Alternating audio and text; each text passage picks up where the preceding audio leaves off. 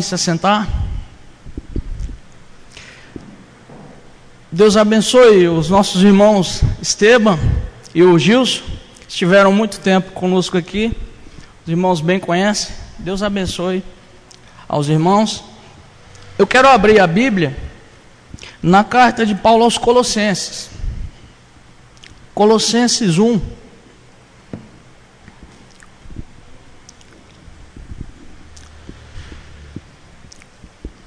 Colossenses capítulo 1.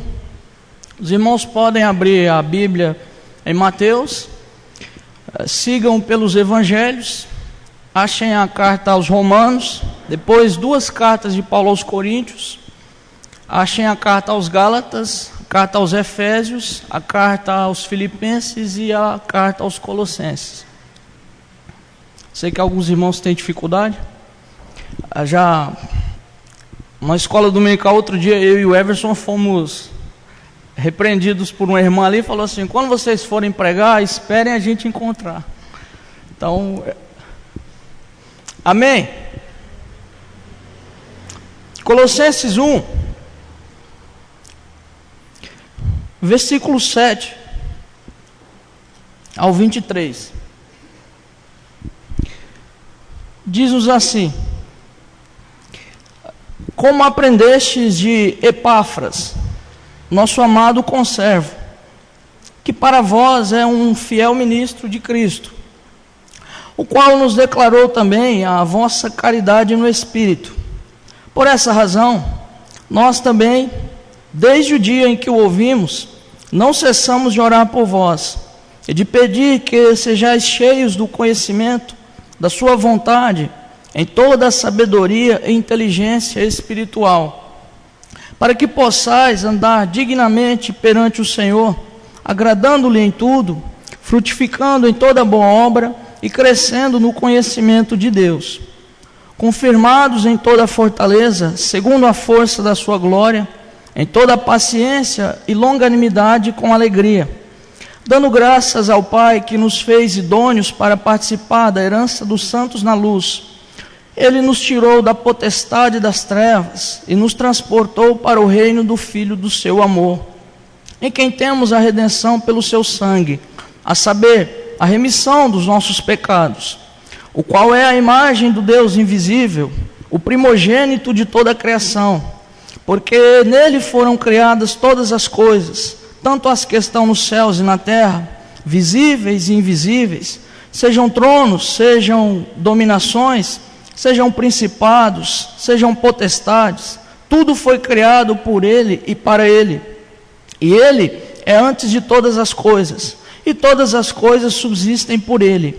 Ele é a cabeça do corpo da igreja, é o princípio e o primogênito dentre os mortos, para que em tudo Ele tenha a preeminência, porque foi do agrado do Pai que toda a plenitude nele habitasse, e que, havendo por Ele feito a paz pelo sangue da sua cruz, por meio dele reconciliasse consigo mesmo todas as coisas, tanto as que estão nos céus, quanto as que estão na terra.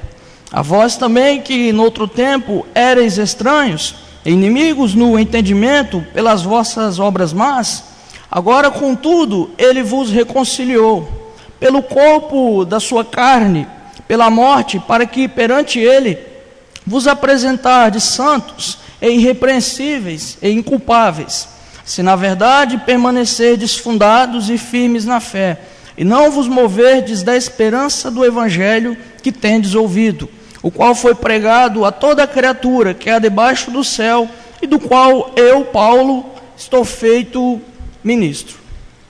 Amém. A leitura é um pouco extensa.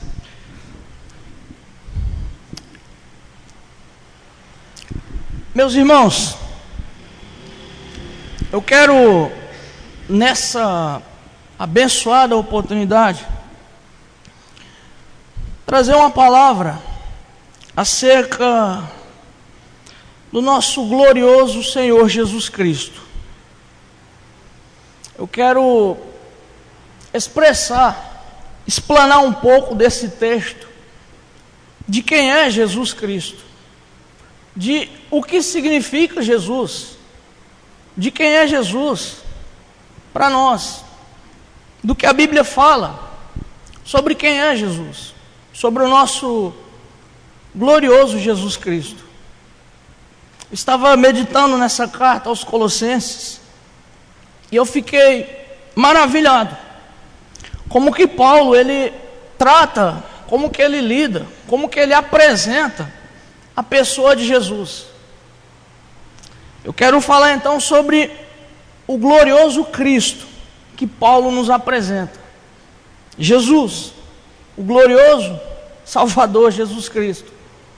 E para nós entendermos esse tema, essa fala, eu preciso que os irmãos entendam de forma breve o contexto dessa carta.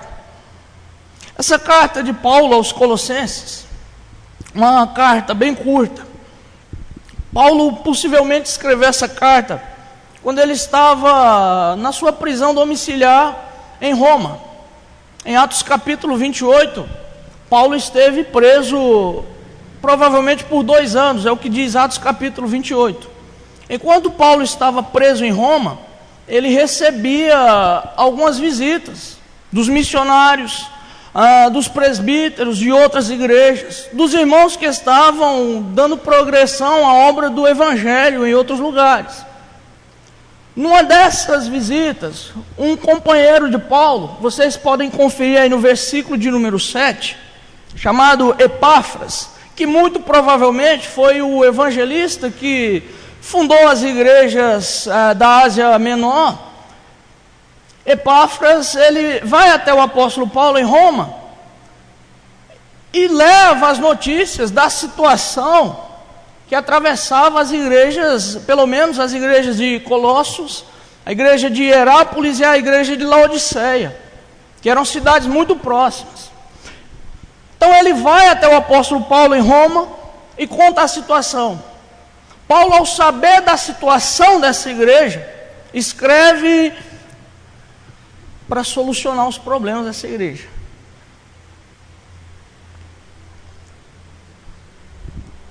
Então Epáfras vai e conta para Paulo a situação da igreja. E essa carta, segundo alguns, é o maior tratado cristológico da Bíblia, Colossenses. Romanos dizem que é um tratado teológico da salvação pela fé. Efésios é o tratado teológico sobre a natureza da igreja. Colossenses é um tratado cristológico. Paulo parece que chegou no clímax dessa carta, porque em nenhum outro escrito Paulo apresentou Cristo tão exaltado quanto nessa carta. Em que contexto aparece essa carta? Quais eram os problemas que essa igreja apresentava? Ao que se sabe, as igrejas da Ásia Menor, nos dias do apóstolo Paulo, enfrentavam pelo menos o problema com 2 seitas, 2 heresias horríveis. A primeira delas, a igreja inteira, não só na Ásia Menor, mas em todo o contexto, em todo o Império Romano, onde o cristianismo chegou, a igreja passou por esse problema, que era o problema do judaísmo. Os irmãos sabem que todos os evangelhos mostram Jesus tendo muita dificuldade com os judeus. Jesus pregava, eles rejeitavam a mensagem. Humanamente falando, foram eles que mataram o Senhor Jesus. Onde os apóstolos chegavam, eles enfrentavam o problema dos judaizantes. E essa carta aqui, você pode checar isso no capítulo 2, o apóstolo Paulo vai lidar diretamente com os judaizantes. Porque o apóstolo Paulo pregou o evangelho, Epáfras pregou o evangelho, os missionários levaram o evangelho, mas os judaizantes estavam lá. E o que diziam os judaizantes? Eles diziam que a salvação pela fé não é suficiente. Eles diziam que para ser salvo é necessário guardar a lei de Moisés, era necessário a circuncisão, era necessário praticar as dietas alimentares judaicas. Eles fizeram isso nas igrejas. Quando Epáfras vai até Roma, ele diz: Paulo, a igreja lá está difícil. O povo lá está, os judaizantes chegaram lá e agora quer circuncidar todo mundo. Eles querem que o povo cristão, essas igrejas, guardem os sábados. Eles querem que eles guardem as luas novas. Quando você lê Hebreus, a carta aos Hebreus e a carta aos Gálatas, é evidente que essas cartas foram escritas para combater essa heresia. Essa heresia de dizer que o cristão precisa guardar os preceitos da lei, da antiga aliança. A igreja de Colossos passava por isso. O capítulo 2 quase inteiramente é dedicado a combater esse falso ensino. Mas a igreja de Colossos também enfrentava um outro problema com outra seita, que era a seita do gnosticismo. Calma aí, você está pensando que monstro é esse? Não é um monstro. Gnosticismo vem de gnose, quer dizer conhecimento. O que é o gnosticismo? O cristianismo primitivo nos primeiros 4 séculos enfrentou o problema do gnosticismo. Acontece que alguns judeus que vieram das religiões de mistério, principalmente das regiões de Alexandria, onde havia muito a proliferação da filosofia platônica, eles associaram, eles se converteram, eles ouviram o evangelho. Se converteram, não sei, mas ouviram o evangelho, e então eles tentaram fazer um casamento entre a filosofia e o evangelho. Então esses gnósticos, esses mestres, eles começaram a exaltar o conhecimento, mas não conhecimento como eu e você entendemos hoje, não. Não conhecimento de uma certa ciência humana, ou qualquer outra ciência, não. Um conhecimento esotérico, misterioso. Os mestres gnósticos, eles diziam que só era possível ser salvo se você conseguisse obter o conhecimento na verdadeira sabedoria. Você já ouviu falar Evangelho de Tomé, Evangelho de Sofia? Já viram isso? Tudo isso aí foram escritos dos gnósticos no 2º século. Todos falsos escritos que tentavam associar o evangelho e a filosofia barata e falha e paupérrima deles. Os gnósticos também diziam que o mundo, que a matéria é totalmente má. Os gnósticos, eles diziam que o corpo é maligno, que a união conjugal não passava de uma necessidade de um tropeço, que o casamento, que a mulher nada mais era do que a semente do mal. A igreja de Colossos também enfrentava esse problema. Então esses falsos mestres entraram na igreja, uns dizendo que para ser salvo é necessário guardar a lei, e outros dizendo que para ser salvo é necessário você adquirir um conhecimento esotérico, misterioso e superior. Pois bem, agora você pega essas duas heresias aí e mistura elas. Fica a pergunta, porque preste atenção, a geração do 1º século não é a nossa geração. Você tem livros a rodo hoje, se quiser, não é verdade? Você tem bibliotecas, você tem professores. Se você entrar na internet hoje, você tem gramáticas de tudo quanto que é idioma. Mas a geração do 1º século não era assim. Então chegava o missionário e dizia: a salvação pela fé em Cristo é suficiente. Se credes, sereis salvos. E vinha um e dizia: não, mas tem que guardar a lei. Foi batizado em Cristo? Fui. Creu? Criei. Mas está circuncidado? Não. Tem um problema aí. Chegava outro e dizia: peraí, você tem que fazer parte desse grupo aqui, você precisa galgar níveis do conhecimento para você ser livre dessa casca, a prisão desse corpo. Você só vai se libertar quando você tiver conhecimento. Imagina a cabeça do cristão nesse meio aí. E o apóstolo Paulo escreveu essa carta para combater essas heresias. Tem um autor que ele diz assim que por detrás de cada nuvem de trevas tem sempre uma providência maravilhosa. Talvez se não fossem esses falsos mestres do judaísmo, se não fossem esses gnósticos, nós não teríamos essa pérola dos Colossenses. Então apareceu essa carta. E Paulo vai dar uma resposta. Paulo vai combater essas heresias. E como é que ele vai combater? Ele vai apresentar Cristo para eles. Cristo. Aqui eu tiro um ensinamento importante. Às vezes a gente fica quebrando cabeça na apologética, não é verdade? E a apologética, pela apologética, não serve para nada. Não chega a lugar nenhum. Mas Paulo, ele faz o quê? Ele apresenta Cristo. Tem uma boa aplicação para nós, sabia? Sabia que às vezes a gente vê as pessoas no paganismo, em falsas religiões, e a gente tenta primeiro destruir o erro deles, para depois a gente mostrar Jesus. Mas Paulo faz ao contrário. Paulo mostra Jesus, e depois que ele mostra Jesus, eu penso que ele sabia que depois que a pessoa visse Jesus, ele ia enxergar que aquilo lá não serve. Então Paulo apresenta Jesus. Paulo apresenta esse Cristo glorioso, Jesus. E eu convido aos irmãos a ver quem é esse Cristo glorioso. Como é que Paulo mostra? Como é que Paulo mostra esse Cristo? Em primeiro lugar, Paulo nos diz no verso 15, que Jesus é a imagem do Deus vivo, do Deus invisível. Está aí no versículo 15. E pensem vocês, o anseio do ser humano é ver a Deus. O que o ser humano busca? Ele anseia por ver a Deus. O que os mestres do judaísmo diziam? A exata expressão de Deus é a lei. A lei é a expressa imagem de Deus. Deus se revelou pela lei. Moisés, nós sabemos que é Moisés. Deus deu a lei a Moisés. Eles diziam para Jesus.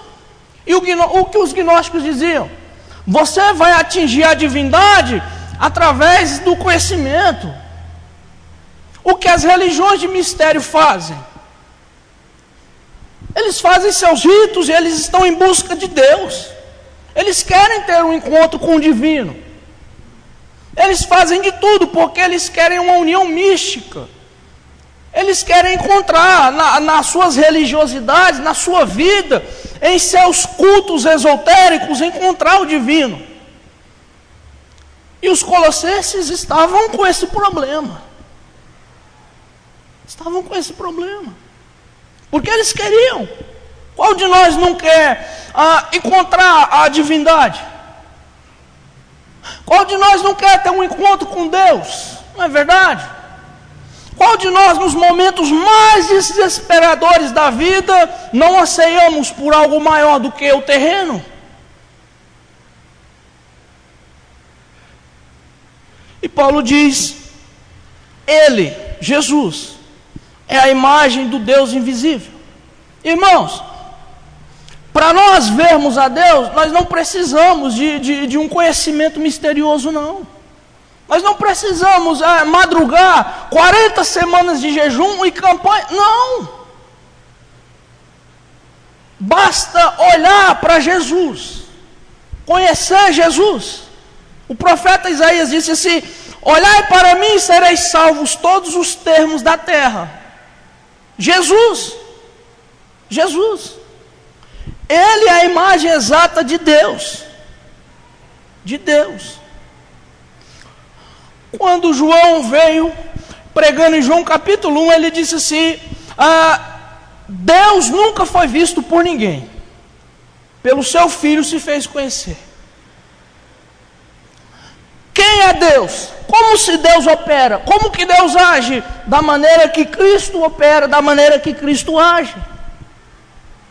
E onde está a imagem de Deus? Onde que eu encontro a direção para encontrar Deus? Nos registros da palavra. A palavra. Então, se você quer encontrar Deus, leia os evangelhos. Deus, Jesus, o Filho eterno de Deus. Paulo diz, ele é a exata imagem do Deus invisível. aquele que é inatingível, por isso que ele fala invisível, aquele que a filosofia gnóstica não consegue atingir, aquele que é a observância da lei. Paulo diz em Romanos capítulo 7, miserável homem que eu sou, vivendo pela lei.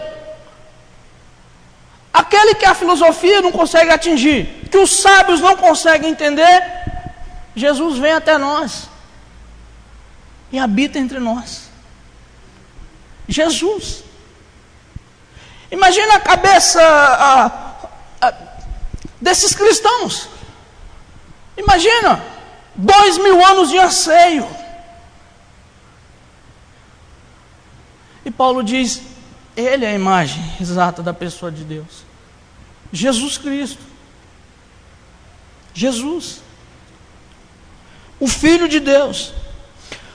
Os judeus incrédulos, quando Jesus pregava, eles diziam, tens demônio.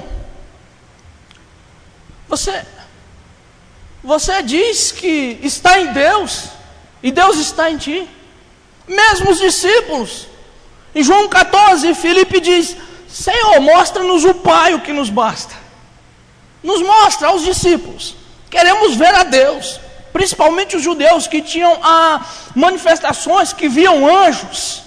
Abraão almoçou com anjos. Ló, a mesma coisa. Daniel conversava com anjos. Todos eles. Gideão, Sansão. E Filipe, mestre, mostra-nos o Pai, isso nos basta. Jesus olha para eles e diz, Filipe, eu estou há tanto tempo convosco que não tendes me visto.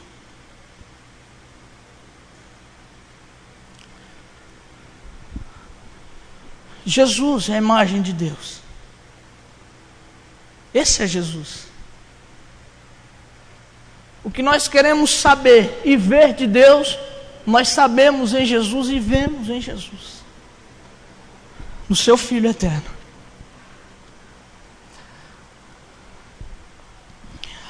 Quando os judeus disseram para Jesus, você não tem nem 50 anos e diz que Abraão exultou por ver o seu dia. Ele disse, na verdade eu vos digo que antes que Abraão existisse eu sou. Eu sou. E essa palavra aí é de Êxodo capítulo 3. Quando Moisés viu Deus na sarça ardente, Deus disse assim, Moisés, vai falar para o povo que eu estou descendo para livrá-los. E Moisés disse assim, o que eu vou dizer para eles? Deus diz, Moisés, diga para eles, eu sou, me enviou a vós. E Jesus pregando para os judeus disse assim, antes que Abraão existisse, eu sou. Então eles queriam, quem sabe uma transformação ali, quem sabe eles precisassem ver o que os discípulos viram no Monte da Transfiguração, Jesus Cristo ali glorificado, exaltado ali, numa forma sobre-humana. Não, Jesus disse, antes que Abraão existisse, eu sou. E é a mesma coisa que Paulo faz. Vocês querem ver Deus? Vocês querem uma religião? Vocês querem um culto mais extraordinário, mais esotérico? Olhem para Jesus. Vocês querem atingir a divindade? Olhem e vejam o Nazareno das mãos furadas. Jesus é a imagem de Deus. Esse é o nosso Cristo glorioso. Ele é Deus. Deus. Deus. Mas irmãos, Paulo também nos diz que Cristo é o sustentador de todas as coisas. Versículos 16 e 17. Todas as coisas subsistem por Ele.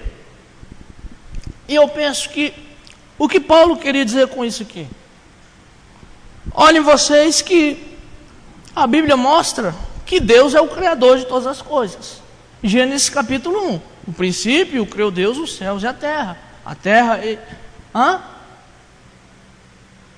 E depois, na criação do homem, a Bíblia diz, façamos o homem a nossa imagem e semelhança. Façamos. Deus. Havia um conselho Isso aí é chamado na teologia, um tanto quanto difícil, mas é assim. Deixa eu ser simples aqui. É a Trindade, é o conselho da Trindade. Então Paulo está dizendo aqui que o universo foi feito por Cristo, ou mediante Cristo.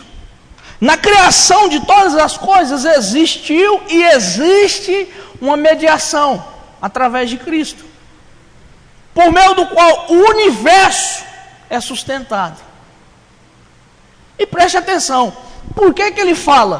Por meio dele foram criadas todas as coisas e todas as coisas subsistem por ele. Porque quando você lê a carta de Colossenses, você vai encontrar muitos mestres dizendo: não manuseiem, não toquem. Lembra dos gnósticos que diziam: a matéria é má. Tem um mestre do gnosticismo chamado Marcião, do 2º século, que ele chegava mesmo a considerar os insetos a personificação do mal. Sexo para ele era abominação desoladora. O corpo, a matéria era intrinsecamente má. Então no gnosticismo você cultivava um intelecto, galgava níveis filosóficos, até que você conseguisse se libertar da prisão material que eles consideravam o corpo como totalmente mau. Mas Paulo diz: não. Estão entendendo agora a carta? Não. Esses falsos mestres estão dizendo aí: não toquem, não usem. Mas a palavra revela que todas as coisas subsistem por ele. A Bíblia fala que o mundo jaz no maligno, mas não é o mundo material e a mecânica em si, não. O mundo que jaz no maligno é o sistema corrompido pelo pecado. E os gnósticos diziam que a matéria é ruim. Mas o apóstolo Paulo vem e nos diz outra coisa: que essa criação, ela está sustentada em Cristo. Esse universo existe por causa do Filho. Esse é Jesus Cristo. A Terra só faz esse movimento de translação, de rotação, por causa de Cristo. Só existe lei da gravidade por causa de Cristo. Só existe uma mecânica nesse universo em que dificilmente será quebrada por causa de Cristo. Eu e você só estamos em pé por causa de Cristo. Se houver um conselho na Santíssima Trindade, onde Deus disse assim: acabou a tua fé, acabou o teu dia, acabou o teu tempo, vamos. Todas as coisas subsistem por meio dele, Paulo fala. Tudo. Tudo. Tudo. Esse mundo não é do diabo, é de Deus. O diabo não criou nada. É de Deus. E Paulo diz: tudo subsiste por ele. O Salmo 19 diz que a criação proclama a glória de Deus. Os céus proclamam a glória de Deus. O firmamento anuncia a obra das suas mãos. Quando nós olhamos para a criação, é para nós vermos a ação de Deus. Essa criação está mediada pelo Filho, sustentada por Deus. Deus está, eu sei. Nosso hino, lembra? Deus está, em tudo vejo o teu amor. Deus está cuidando de cada um de nós. Jesus, quando pregava, dizia assim: olhem para as aves do céu, olhem para os passarinhos, os pardais, olhem para os lírios do campo. Olhe para Jesus, a tempestade terrível. Jesus disse: aquieta-te, mares. Os discípulos disseram: quem é esse que até os ventos e o mar obedecem? A criação está na mão do nosso Deus, na mão do Filho, do Senhor Jesus Cristo. Quem é esse Senhor Jesus Cristo de vocês, Colossenses? Ele é o sustentador de todas as coisas. De todas as coisas. Esse é Jesus, o sustentador de tudo. Isso nos ensina uma lição importante, irmãos, que nós devemos viver nossa vida não de acordo com o que nós queremos ou pensamos, mas de acordo com o que Cristo quer e pensa. Em outras palavras, o meu fôlego de vida não é meu, nem o teu é teu. Meus bens, nossos bens, teus bens não são nossos. Nossa família, ainda que usamos esse sentido, não é nossa não, é de Deus. De Deus. Tudo é dele por meio dele. Porque por ele e para ele são todas as coisas. Cristo é o sustentador de todas as coisas. Mas Paulo ainda nos mostra outra realidade sobre o Senhor Jesus. E essa aqui é maravilhosa. Que Cristo é o Senhor do universo. Cristo é o Senhor. E preste atenção no versículo. Paulo fala coisas visíveis e invisíveis. No céu, na terra, tronos, soberanias, poderes, autoridades.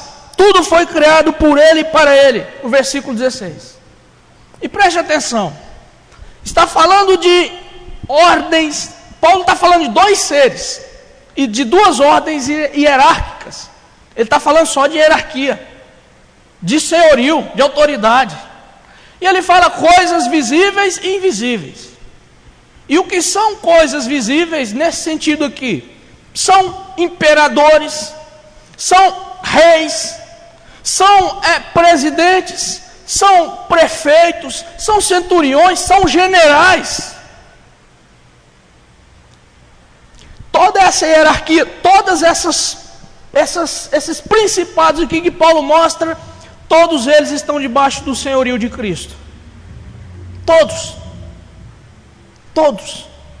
Ninguém nessa terra, nenhuma criatura, nenhum tirano, por mais tirano que seja, escapa do senhorio de Cristo. Jesus é soberano. Jesus. Ele é Senhor de tudo.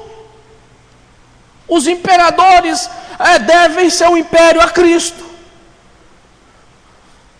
Toda nação, toda existência nessa terra, todos eles estão debaixo do senhorio de Cristo. Mas e por que Cristo não julgou eles ainda? Porque Ele não quer. Mas estão. Todos. Todos. Todos eles. Todos eles.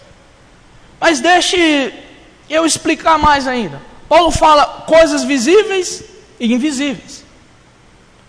E o que são as coisas invisíveis? É óbvio que são principados, são ordens espirituais. Preste atenção. Quando nós estudamos na teologia cristã uma matéria chamada angelologia, que é a doutrina dos anjos, todo ensino básico de angelologia vai trazer a seguinte hierarquia angelical. A Bíblia fala de anjo, quer dizer mensageiro. Gabriel, por exemplo, seria um soldado raso. A Bíblia fala também de arcanjo, o arcanjo Miguel. Arcanjo quer dizer o principal dos anjos. A Bíblia fala ainda de querubins. Ezequiel capítulo 10. Querubins são seres santos, seres gloriosos, que estão na presença de Deus, que o cultuam, que aparecem em Apocalipse capítulo 5, capítulo 4. A Bíblia ainda fala de serafins. E esses seres, os serafins, que são seres de fogo, seres ardentes, é o que significa serafim, eles aparecem no capítulo 6 do livro do profeta Isaías.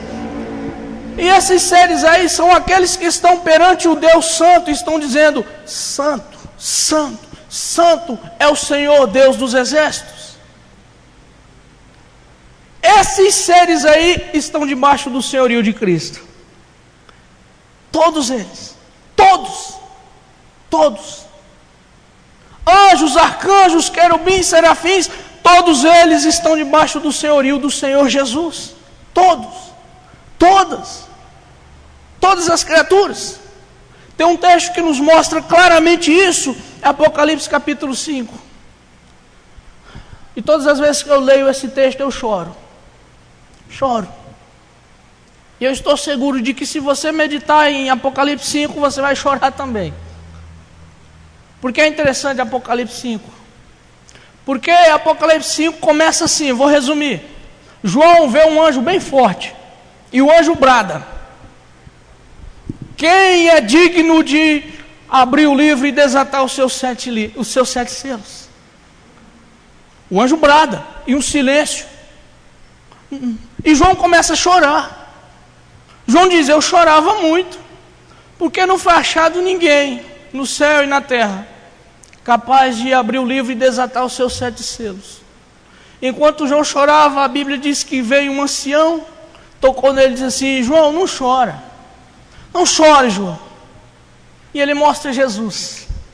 Ele diz: eis aqui o leão da tribo de Judá, a raiz de Davi, o Cordeiro de Deus que venceu. Ele é digno de desatar o livro, de abrir o livro e desatar os 7 selos.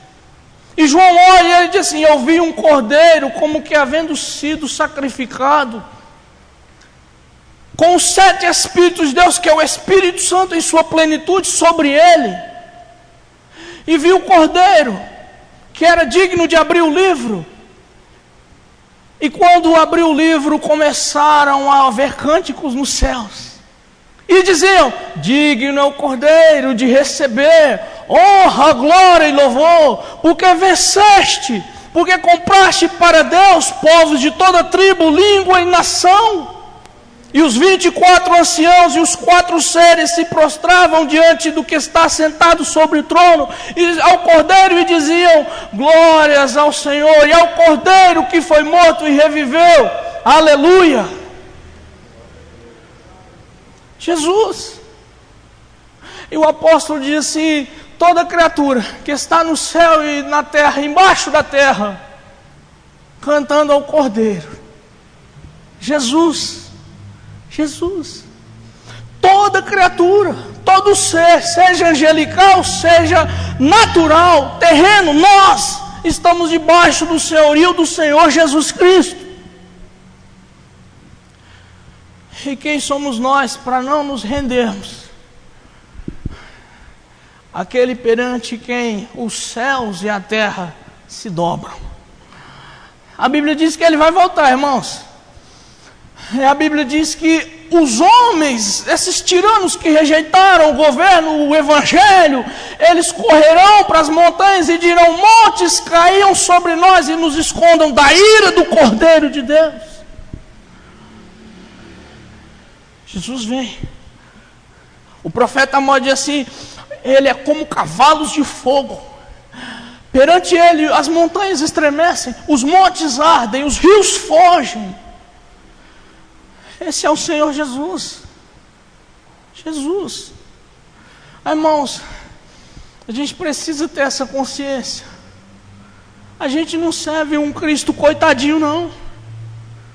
Jesus não é aquele velho Cristo de um crucifixo todo deformado, não. Jesus é glorioso. Mas a Bíblia diz que ele morreu e foi crucificado. Sim, mas a Bíblia diz que ao 3º dia ressuscitou. Mas a Bíblia diz que depois de 10 dias do Pentecoste, depois de 40 dias andando na terra, ele foi aos céus. Está sentada à direita de Deus Todo-Poderoso. Jesus não é coitadinho coisa nenhuma, não. Jesus é o Senhor desse universo. É o Senhor Jesus.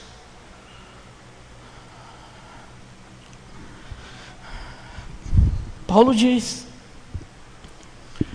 que todo principado, toda potestade está debaixo dos seus pés. Em Filipenses capítulo 2, Paulo fala da humilhação de Cristo e da sua exaltação. E ele diz, versículos 9 e 10: pelo que Deus o exaltou soberanamente, ele deu um nome que é sobre todo nome, para que ao nome do Senhor Jesus Cristo se dobre em todo joelho, dos que estão no céu, na terra, embaixo da terra. E toda língua confesse que Jesus Cristo é o Senhor, para a glória de Deus. Toda língua, todo joelho, todos se rendem e se encurvam perante o senhorio de Jesus. Amém?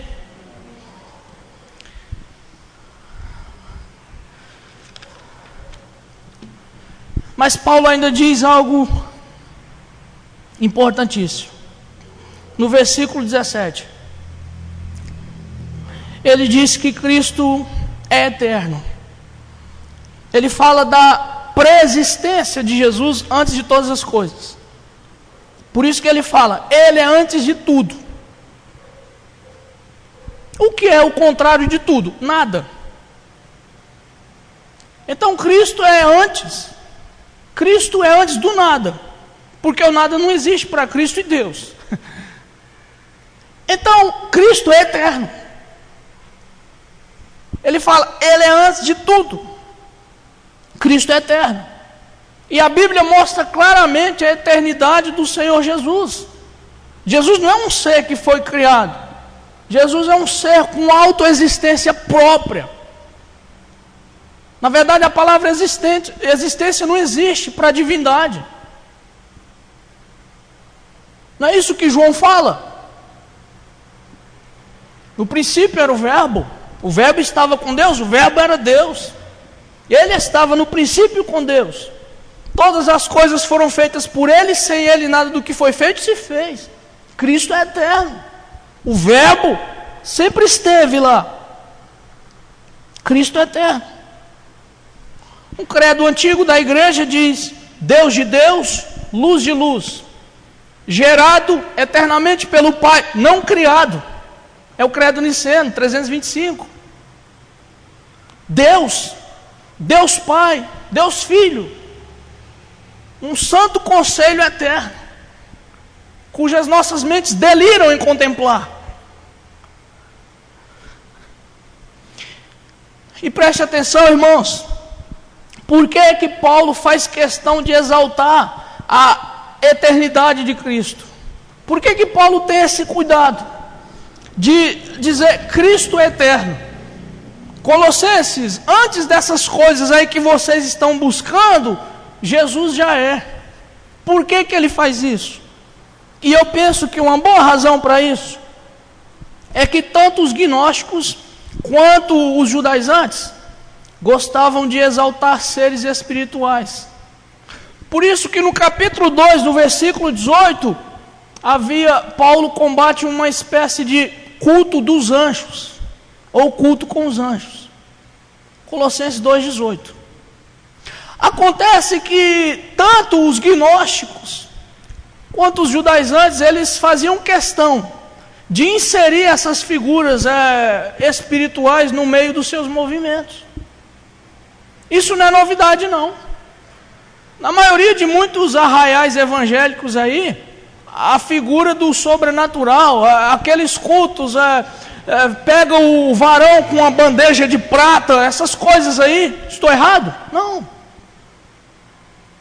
Tem sempre essa mediação. Então eles entendiam que para se aproximar de Deus era necessário a intervenção de um ser angelical. Lembra dos judeus do Antigo Testamento? Toda vez o anjo do Senhor. Inclusive tem alguns teólogos que identificam o anjo do Senhor com Jesus Cristo, mas isso é outra questão, não vou discutir aqui. Mas na igreja de Colossos, Paulo está combatendo isso. Ele diz assim: ninguém domine a vontade de vocês, ninguém ponha julgo sobre vocês com essas histórias de culto com os anjos, ou culto dos anjos. Irmãos, eu não sei se eu estou enganado, mas é característica de uma seita a inserção de outro personagem além de Cristo. Você pode pesquisar todas elas. O catolicismo tem Maria, os santos. Os mormons têm Joseph Smith. Os testemunhos de Jeová têm Charles Russell. A maioria deles. Todos. Inclusive, nos nossos dias, esses falsos apóstolos brasileiros, esses falsos apóstolos americanos e africanos fazem a mesma coisa. Esses caras ensinam até uma espécie de cobertura espiritual, que você não pode fazer nada sem a oração do líder, que você não pode nem dar uma volta. Uma moça não pode conhecer um rapaz se não tiver a cobertura espiritual do líder. Você não pode pegar o seu salário e abrir um negócio se o líder espiritual não aprovar. Você não pode mudar de cidade, não pode pegar o seu carro. Está exagerando, eu não estou não.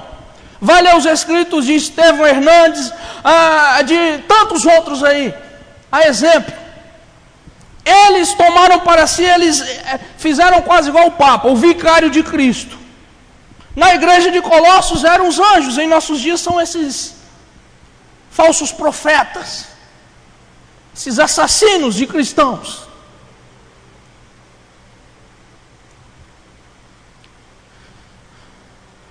E enquanto que hoje em nossos dias eles ficam correndo atrás dos milagreiros, atrás dos curandeiros evangélicos, enquanto que eles ficam batendo cabeça, Paulo diz para os colossenses: parem com isso, parem com isso. Não tem que ter culto de anjo, não tem que ter nenhum empecilho, não existe outra porta além de Jesus, só Ele. Vocês estão em busca de seres criados, vocês querem anjos no culto de vocês. Ele é antes de tudo. Por que ao invés de vocês buscarem anjos, por que vocês não buscam o Deus eterno? A mesma coisa nós poderíamos dizer nos nossos dias. Irmãos, vocês não têm que ir a Deus atrás de bênçãos, não. Vocês não têm que ir a Deus atrás de uma cura, não.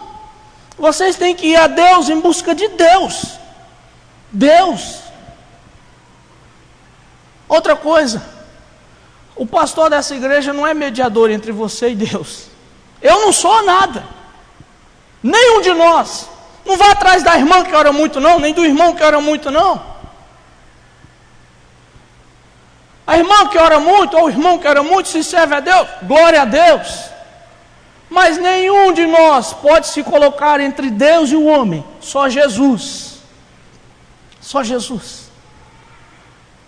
Então, enquanto os outros, Estevão, correm atrás de seres criados, Paulo diz para a igreja: Ele é antes de tudo.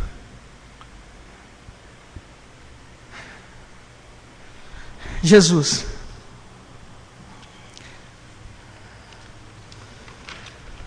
Poderia explanar mais esse ponto aqui, mas Paulo nos diz outra coisa: que Jesus Cristo é a cabeça da igreja.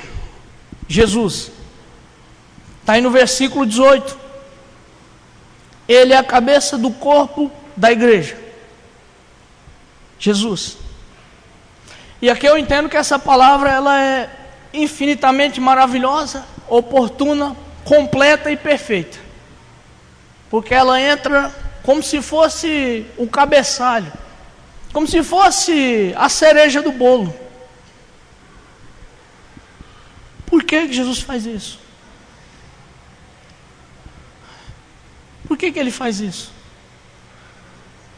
Quando fala cabeça, fala principalmente de duas coisas importantes: direção e primazia. Direção, orientação. Cristo é o cabeça da igreja. Imagina, eu disse para vocês, imagina esse irmão recebendo o evangelho agora, um novo convertido, recebe o evangelho, cheio de fé no coração. Agora imagina, vem alguém e diz: não, você tem que ser circuncidado. Agora imagine ver alguém dizer assim: não, você tem que entrar para o nosso grupo secreto e atingir um nível espiritual que os demais não têm, os gnósticos. Imagina como que fica a cabeça do cristão. Ele fica mais ou menos como o apóstolo Pedro em João capítulo 6. Jesus pregou a palavra em João capítulo 6 e os discípulos disseram: duro esse discurso, quem pode ouvir? Quem pode suportar? Eles ficaram doidos da cabeça. Jesus olhou para os 12 e disse assim: vocês querem ir também? Aí o apóstolo Pedro faz uma confissão maravilhosa, aleluia. Ele diz assim: para quem iremos nós? Só tu tens as palavras de vida eterna, e nós temos visto e conhecido que tu és o Cristo, o Filho do Deus vivo. Em outras palavras, irmãos, essas igrejas aqui, elas estavam perturbadas. Os caras diziam: você tem que ir por esse caminho para ser salvo, você tem que ir por aqui para ser salvo. Paulo diz: não, peraí, a cabeça de vocês é Cristo, a direção de vocês é Jesus Cristo. O que fazer, para onde ir? Faça o que Jesus quer que você faça e ande para onde Jesus quer que você ande. Que importa o que os gnósticos diziam, o que os judeus dizem? Eu quero saber o que diz Jesus Cristo. Cristo. Quando Martinho Lutero estava para imprimir suas teses, e ele, muito confrontado pelo abade do mosteiro, dizia assim para ele: Lutero, o que nós vamos fazer quando nós tirarmos o crucifixo, quando nós tirarmos as indulgências, as penitências, as peregrinações, o que nós vamos dar para esses irmãos? Lutero disse: vamos dar ao Senhor Jesus Cristo. Cristo. E eu sei que muitos têm imputado o fardo da religião aqui no sentido ruim mesmo da palavra, não no sentido bom da palavra, mas eu sei que muitas vezes as pessoas querem imputar julgo sobre nós. Outros seguem um caminho de licenciosidade. É a mesma coisa da igreja de Colossos. Tinha os judeus que queriam que eles guardassem a lei. Tinha outros falsos mestres que diziam: olha, a matéria é má por si só a alma vai ser salva, então peca rodo, faz o que quer, fornica, se embriaga, faz o que você quer, assassina, rouba, porque afinal de contas só o espírito vai ser purificado. Mas Paulo disse: não, vocês não aprenderam assim de Cristo. A cabeça de vocês não é a lei, nem é esses falsos profetas, é Jesus Cristo. A direção. Irmãos, a Bíblia fala sobre os cristãos seguirem a Cristo. Cristão quer dizer seguidor de Cristo. Paulo nos fala: sejam meus imitadores como eu sou de Cristo. Imitem quem imita a Cristo. Cristo, a cabeça da igreja. O escritor aos Hebreus diz assim: seguindo a carreira que nos está proposta, olhando para Jesus, o autor e consumador da fé. Jesus. Quando nós vemos Jesus, nós vemos menos de nós, menos do irmão, menos dos outros, e vemos mais a Ele. Cristo é a nossa direção. Mas, outra coisa importante, quando fala Cristo como cabeça da igreja, fala que Cristo, só Cristo, tem primazia sobre a sua igreja. Só Cristo. Isso é importante. Porque existem ordens. Deus é um Deus de ordem. Foi Deus que deu dons aos homens: pastores, profetas, evangelistas, ensinadores e mestres. E essas coisas, elas são para dar ordem ao corpo. Mas o pastor não é superior ao zelador. Não é. Ninguém. Um filho de Deus que é um ganhador de almas, que vende seus bens e dá aos pobres e etc., que consegue atingir níveis espirituais e consegue ter uma caminhada mais elevada com Deus, não é superior que nenhum outro. Na igreja de Corinto acontecia isso. Os irmãos de Corinto estavam dizendo assim: eu sou de Paulo. A outro dizia: eu sou de Apolo. A outro dizia: não, eu sou de Pedro. Aí já vinha um que era mais elevado e dizia: não, eu sou de Cristo. Mas não é que ele era de Cristo, é porque ele queria dizer que ele era superior ao outro. E Paulo corta essa tendência dessa raiz maligna. Ele diz: quem é Paulo, irmãos? Nós somos ministros por quem vocês creram e só. Pelo que nem o que planta é alguma coisa, nem é o que rega, mas é Deus que dá o crescimento.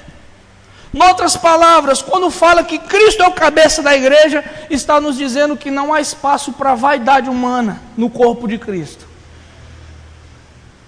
Não há espaço para nossa soberba, como igreja do Senhor. Os homens podem até testemunhar o que Deus fez por eles, neles. Mas a igreja de Cristo não pode testemunhar o que ela fez por si mesma. Se ela fizer isso, é vanglória, é carnalidade. Deus senta o chicote e a corrige. Só Jesus. Só Ele é o Senhor. Só Ele. Amém, irmãos? Vamos ficar de pé.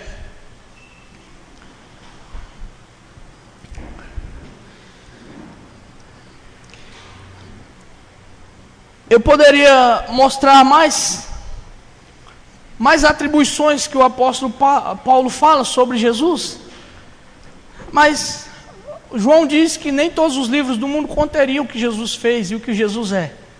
Então quem sou eu para numa pregação falar aquilo que não me convém? Mas que vocês recebam essa palavra. Você pode se achegar a Deus sozinho, através de Cristo. Você não precisa de medianeiros, a menos que você esteja debilitado, sim, e você precisar de um amigo, de um irmão. Somos um corpo para isso, mas nesse sentido, não que esse é mais especial, não, nada disso. Jesus é Senhor, Jesus é a imagem de Deus, Jesus é o Senhor do universo, é Jesus. Vamos orar, irmãos. Deus, Senhor do universo, a Ti, Senhor, por Jesus Cristo, que foi do Teu agrado que toda a plenitude nele habitasse. Ó Deus, nós Te agradecemos porque o Senhor nos deu Jesus Cristo, nos deu o Teu Filho Jesus. Ó Deus, possa a nossa vida, Senhor, estar sem nada, esvaziada de todo orgulho humano, de toda vanglória, mas cheia da plenitude que há em Cristo. Oh Deus, que essa igreja, Senhor, que esses irmãos, que eu, Senhor, minha família, que nós possamos conhecer mais do Senhor Jesus, que nós possamos estar mais próximos de Ti, Senhor, de conhecer quem é o nosso glorioso Jesus Cristo, pois é do Teu agrado, Pai, que toda a plenitude em Cristo habite, e por Ele o Senhor reconciliou todas as coisas. A Ti, por Jesus Cristo, é a honra, é a glória, é o louvor para sempre. Amém. Vamos cantar. Deus abençoe, irmãos.